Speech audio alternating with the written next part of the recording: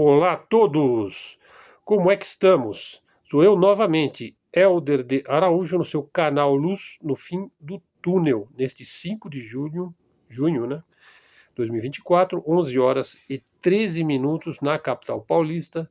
São Paulo é uma quarta-feira, um dia nublado, por volta aí de 19 graus em São Paulo. Bom, ontem nós fizemos nossa primeira live, né? Uma transmissão online, ao vivo, que por enquanto vai permanecer privada, apenas para os membros do canal. Por quê? Porque foi uma live totalmente experimental. Eu não estou acostumado a fazer de maneira livre, espontânea, deixando rolar, como se costuma dizer assim, né? Normalmente nós trabalhamos com vocês com muito cuidado, né? Sempre baseando em texto, em coisas que estão definidas, para haver um roteiro, para a coisa não ficar muito solta. Como foi um aprendizado para mim, né? Então eu peço aí a compreensão de vocês, né? Vou manter aquilo lá privado, exclusivamente para os membros do canal. E aos poucos a gente vai aprendendo a usar os recursos, né?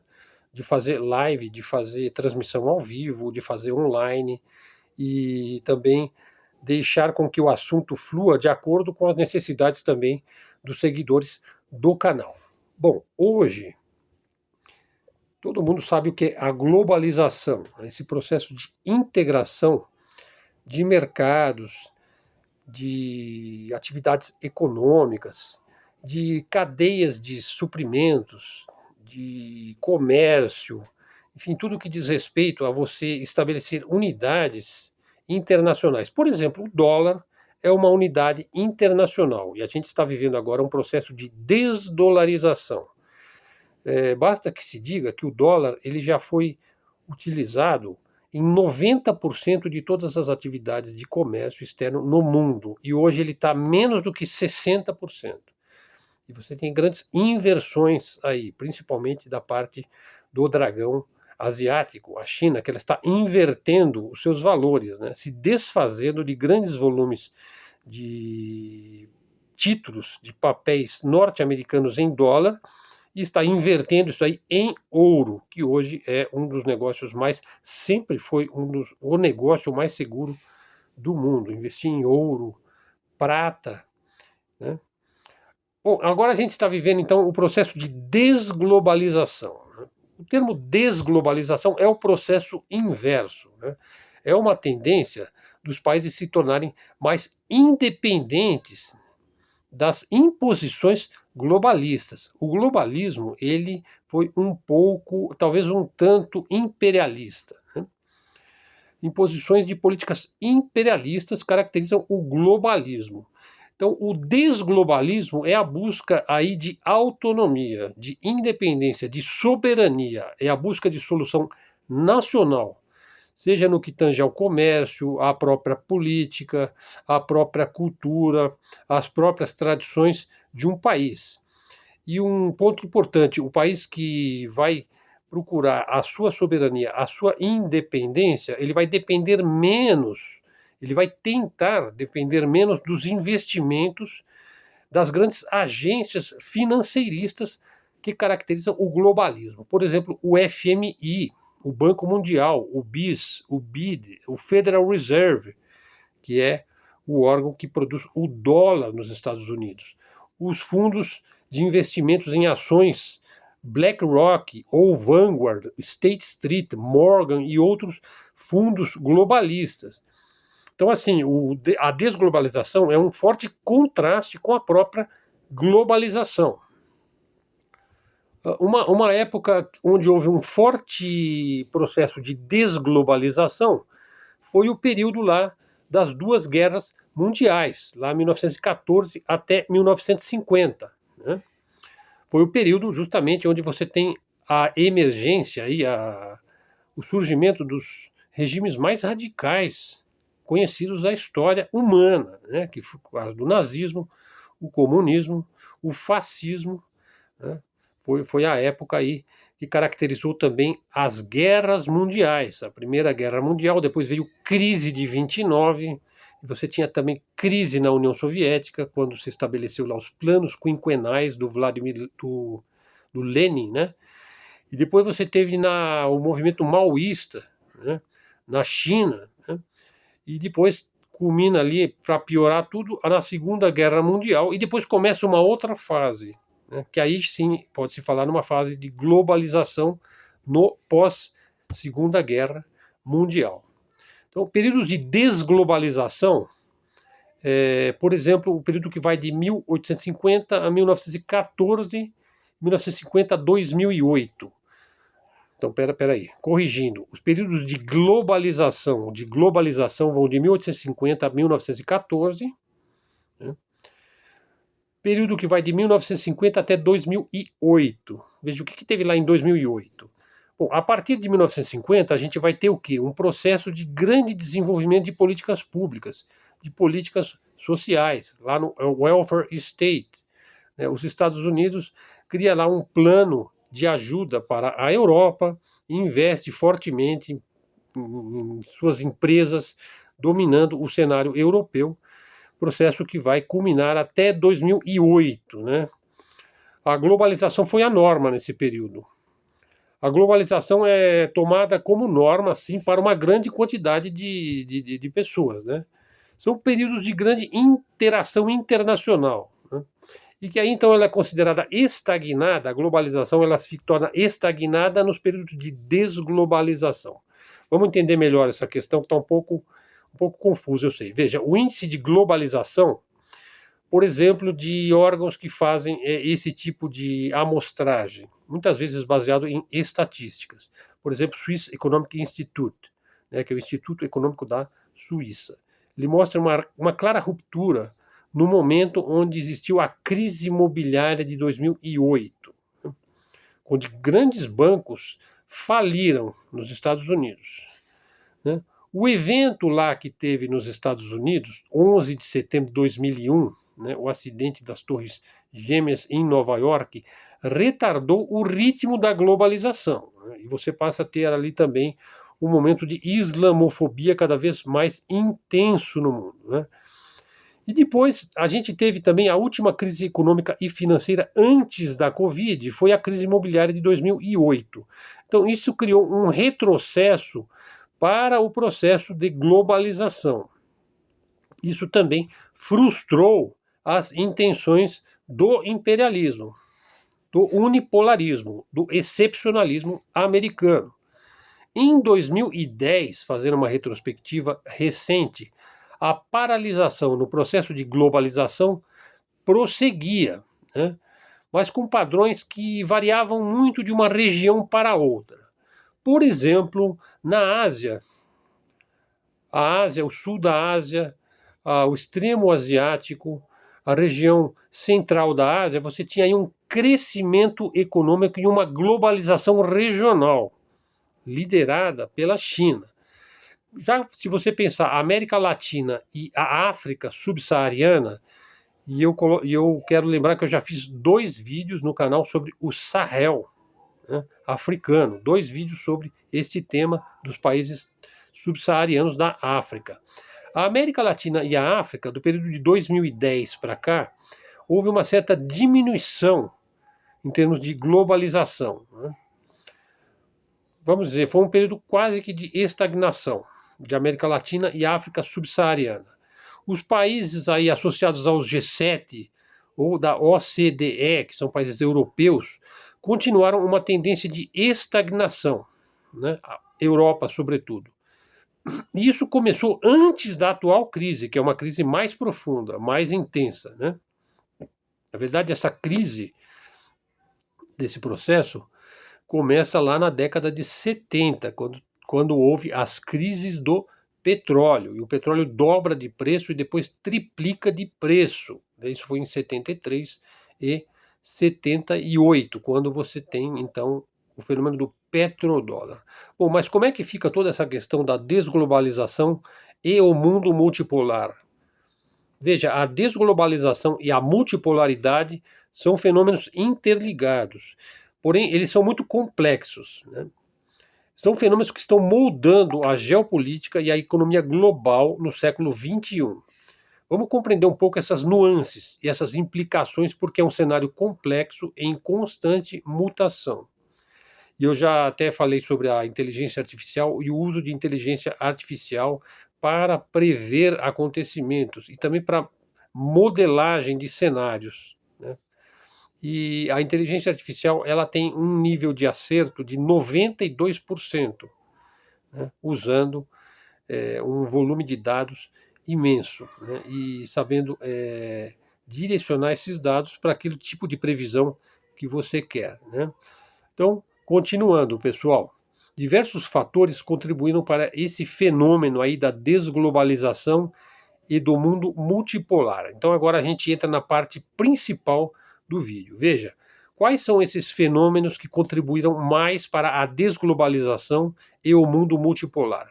Primeiro, naturalmente, a crise da pandemia. A Covid-19 expôs toda a fragilidade das cadeias de suprimentos globais, levando muitos países a buscar uma maior segurança na economia local, regional, nacional, dependendo menos desses suprimentos globais. Por exemplo, aqui no Brasil a gente viu toda aquela espécie de guerra de informação no que tangia a vacina XYZ, Coronavac e vacina AstraZeneca e vacina russa, vacina indiana, vacina inglesa e toda aquela bagunça que houve também no campo da guerra de informações, né?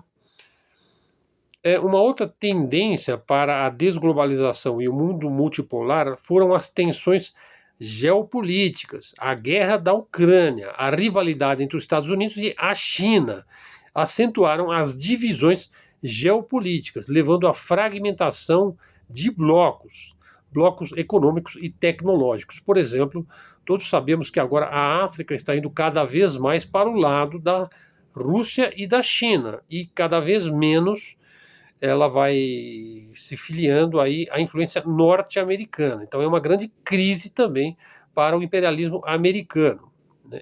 A América Latina ainda está num limbo, né? No que tange a tomar algum lado. Eu já defendi muitas vezes aqui no nosso canal que nós não podemos ter lados. O nosso único lado é o nosso, é o lado do Brasil e dos brasileiros. E aquilo que interessa para o nosso desenvolvimento, do ponto de vista político, geopolítico, cultural, nacional, da criação de tecnologia, ciência, desenvolvimento, enfim, né? Um terceiro ponto é o surgimento aí de movimentos nacionalistas em diversos países, impulsionando aí políticas protecionistas e também a limitação de bens, do fluxo de bens, de capitais e de pessoas. Veja que até mesmo os Estados Unidos, por exemplo, o Donald Trump é um nacionalismo populista, né? A gente não pode dizer o mesmo aqui do governo Bolsonaro, que foi um nacionalismo populista. Ele foi um nacionalismo populista apenas nos comícios, nas manifestações, porque não houve uma defesa do interesse nacional. Na minha opinião, na medida que você adere a uma política nacionalista americana, então interessava para a política americana que houvesse privatizações aqui no Brasil. Mas do ponto de vista do Brasil, isso não é interessante. Você privatizar energia elétrica, privatizar petróleo, privatizar água, e agora se fala até em privatizar as praias brasileiras. Foi um assunto da nossa live, da nossa transmissão online de ontem. Eu falei um pouco a questão de privatizar praias, este absurdo. Então não se pode falar que a direita brasileira, que eu chamo de neodireita, seja nacionalista. Claro, há uma parte dela que sim, que ela pode estar integrada em um desenvolvimento do Brasil em termos nacionais, em termos nacionalistas, em termos soberanistas e também em termos populistas, né? Porque vai precisar de popularidade para você poder fazer essas reformas, né? Então, se você vai reformar o Estado, ele não é simplesmente para que o Estado diminua de tamanho, se torne um Estado mínimo, não, é para que ele se torne mais eficiente e para que ele esteja mais presente, né? Porque a gente sabe que se você quer o Estado mínimo, é muito fácil. Vai lá numa comunidade Você vai encontrar o estado mínimo lá, porque ele não está lá, né? Se você não tem rede elétrica, rede de internet, tratamento de água e esgoto, enfim, se falta tudo lá é porque o Estado não está lá, né? Então, voltando ao nosso assunto, pessoal, olha, a desglobalização apresenta oportunidades. Oportunidades. Primeiro, ela fortalece as economias locais. A produção local é que deve ser estimulada, gerando mais emprego e renda dentro do país. Antigamente, isso daí era chamado de política de substituição de importações. Hoje, nós podemos falar aí de um novo impulso para agregar valor a matérias-primas, para um consumo essencialmente interno, né? É o que a China está fazendo fortemente. E parece que esse trimestre, esse último trimestre aqui no Brasil, após 2 trimestres de estagnação, né, parece que esse último trimestre foi melhor. Parece que o Brasil começou a sair da estagnação. E o que significa esse conceito de agregar valor a matérias-primas? Veja, você pode extrair do chão o cobre, o cobalto, né, o titânio, a grafite, o petróleo, né, enfim, todos esses bens minerais que estão no solo e no subsolo. Agregar valor é você não simplesmente ser um fornecedor de matérias-primas para as grandes potências imperialistas, sobretudo para a grande potência imperialista liderada pelos Estados Unidos. Não, você vai agregar valor, você vai ter que ter indústrias nacionais. Por exemplo, uma coisa é você comprar um carro ou montar um carro aqui, outra coisa é você fabricar um carro aqui. Isso é que é agregar valor, porque você vai precisar de uma série de elementos da extração mesmo, do setor primário, que é o setor do extrativismo. Você vai agregar valor, por exemplo, você vai transformar o ferro, o aço, o plástico, componentes aí elétricos, né, num automóvel. Isso que é agregar valor. Você faz com aquilo uma tecnologia. Você cria alguma coisa. Por exemplo, você entra no supermercado, você vai ver, na verdade, um monte de matéria-prima com valor agregado, né, de um monte de empresa. Né? E também uma questão importante aí para um consumo essencialmente interno. Né? Não significa que o país vai se fechar para o comércio externo. Significa que ele vai se fortalecer internamente. Que é o que, por exemplo, os Estados Unidos está forçou a Rússia a fazer isso daí. Inclusive agora ele tenta fazer isso com a própria China. Né? Uma outra oportunidade aí que a desglobalização propicia é uma maior proteção ambiental. Veja só, essa questão de proteção ambiental ela é importante, mas é preciso ter o viés correto em relação a isso. Veja, a influência internacional aí, ela tenta se apossar e manipular os biomas, sobretudo do Brasil, através de ONGs. Mas nós precisamos do quê? De soluções ambientais próprias, né? Regionais, locais, nacionais. Por exemplo, é claro que é preciso haver um controle da poluição, né? É claro que é preciso haver tratamento de água, de esgoto, remediação de solos, né? É claro que é preciso corrigir o mau uso do solo, né? Quando você tem modelos agroeconômicos do agronegócio exclusivamente calcado em monocultura, né? De exportação. O mau uso do solo pode levar, inclusive, a desastres ambientais. Né? É claro que é preciso haver um controle do ar no ambiente urbano, uso inteligente de tecnologia, inclusive, a consciência ambiental. Mas tudo isso deve ser solucionado pelas próprias pessoas, por nós, evitando ao máximo essas agendas aí ESG, né, que a gente precisa questionar essa imposição de multas globais, essas cobranças aí, créditos de carbono, enfim, todo mundo se miscuindo na nossa riqueza, na nossa Amazônia, no nosso Cerrado, nos nossos Pampas, no nosso Pantanal, na verdade, por um interesse geopolítico próprio, que não é de nosso interesse. Né? Então, o Brasil precisa desenvolver muito nesta área. Eu já falei aqui num dos vídeos que eu acredito que o grande negócio do Brasil seria a agricultura natural, a agricultura orgânica, biodinâmica, e que é de pequena propriedade. micro, pequena e média propriedade. O Brasil já foi um sucesso, por exemplo, no que tange ao etanol, né? Quando a gente tiver pequenas empresas lidando com a agricultura orgânica no Brasil inteiro, esses produtos ficarão muito mais baratos e também nós vamos agregar valor a esses produtos, a essas matérias-primas.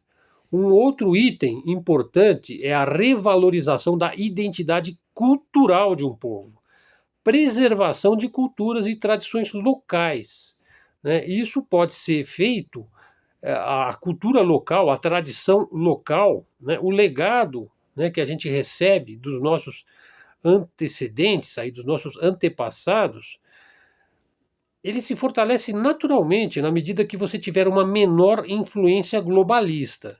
Por exemplo, tome a cultura regional brasileira. Ela é riquíssima, ela é variada, ela é tradicional, né? Quanto mais a cultura tradicional, local, regional e nacional for preservada, menor será a influência da TV, né, da cultura woke, né, da mídia mainstream, né, da cultura identitária, da cultura progressista e norte-americana, dessa cultura de massa comercial, que inclusive é uma cultura estranha aos nossos costumes e tradições. E menor será a influência dessa cultura, que também está presente, naturalmente, nas redes sociais, em muitos canais também, né?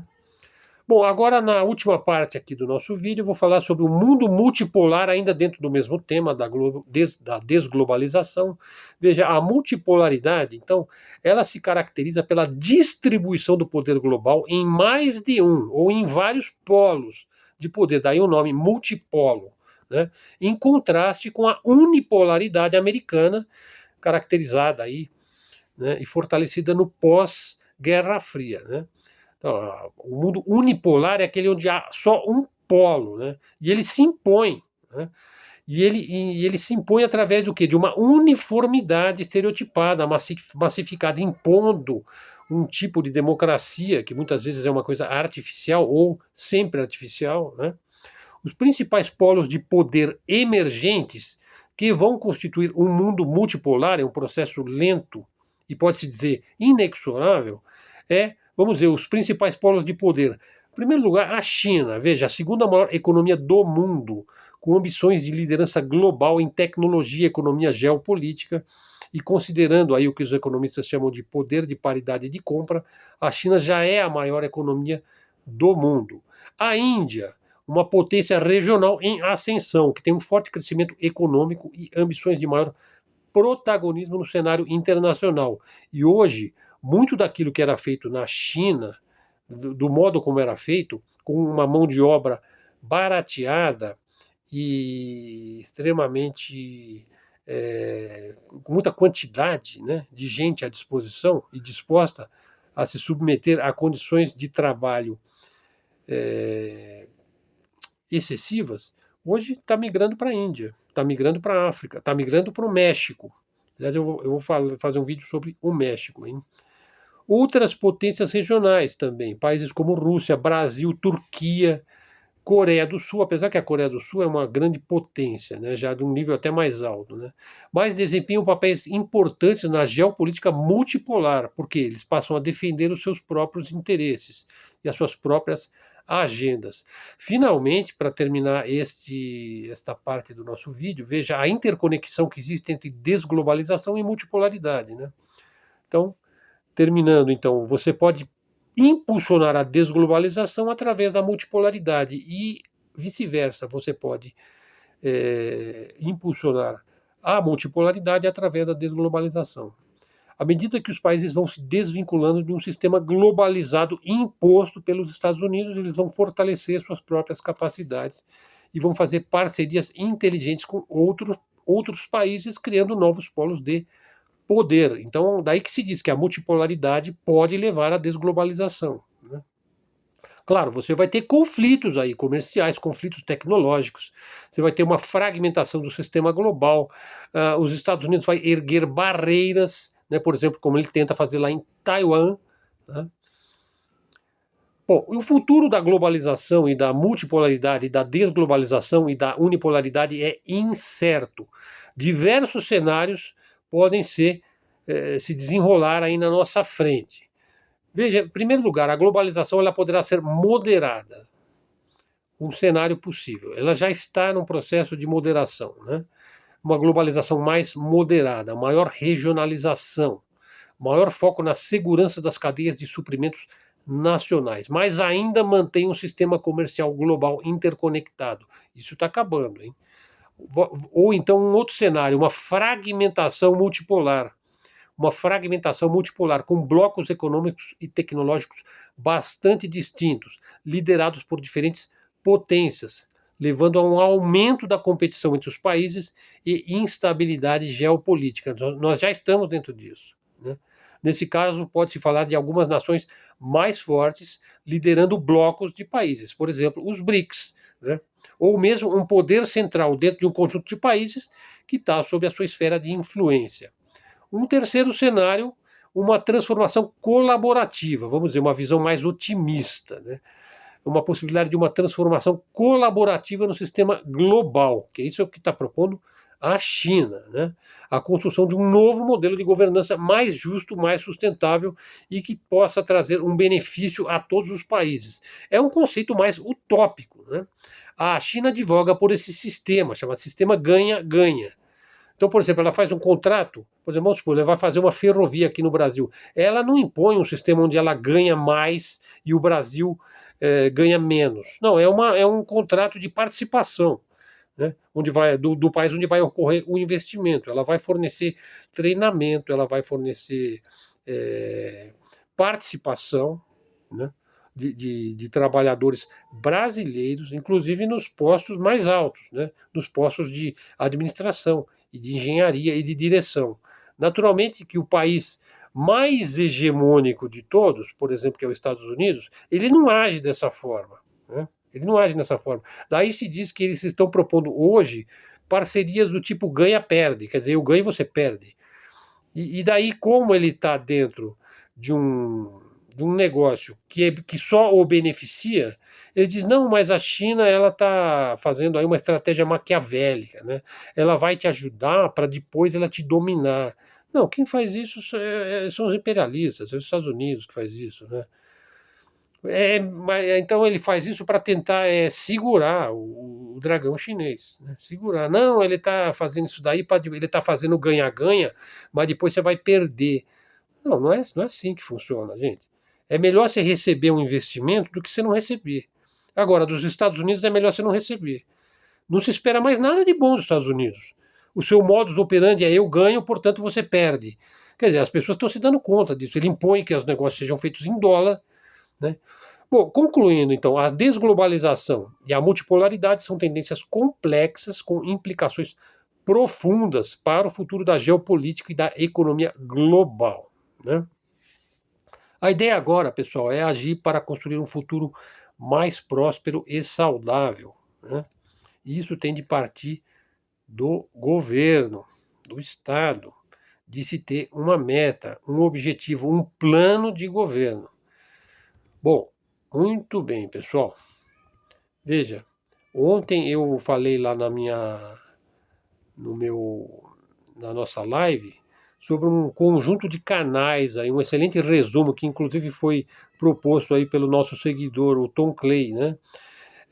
Veja, eu vou citar novamente aqui, sem fazer demasiados comentários. Veja, os canais, vamos dizer, com os quais nós estamos sintonizados, né?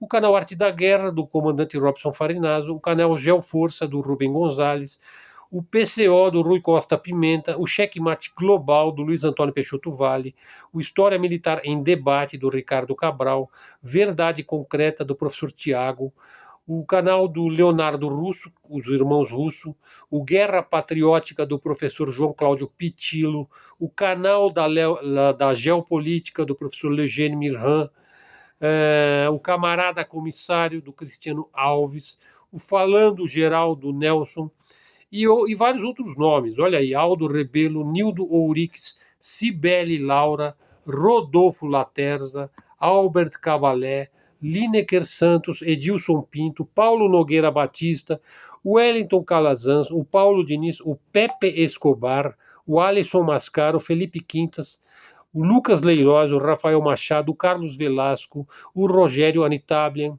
e os internacionais. Aí tem outros nacionais para falar, mas eu fiz só um resumo, né? O Scott Ritter, que aliás eu vou fazer um vídeo sobre ele, o Larry Johnson, que é consultor da CIA, o Judge Napolitano, que é um juiz que faz entrevistas, o professor John Mersheimer, o Dan Hype Hong, que também é um canal de entrevista, o Garland Nixon, que é um comentarista independente, generais portugueses, analistas na África e outros que a gente vai citando no dia a dia. Nomes ou canais que convergem em 90% converge, pessoal.